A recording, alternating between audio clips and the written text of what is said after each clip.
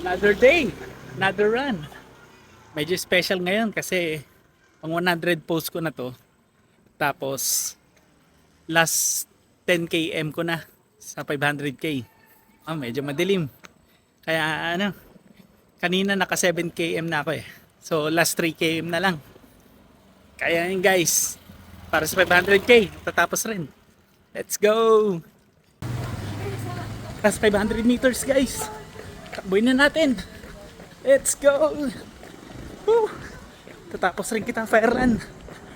500 kilometers. Let's go! 10 kilometer done.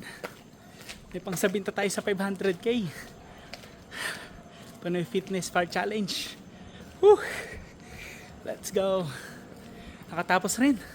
Nakaabot rin sa June 30. Though alam natin na na-extend. Pero maganda na natapos natin siya sa original na deadline. Whew! Ready na ba sa water? Water challenge?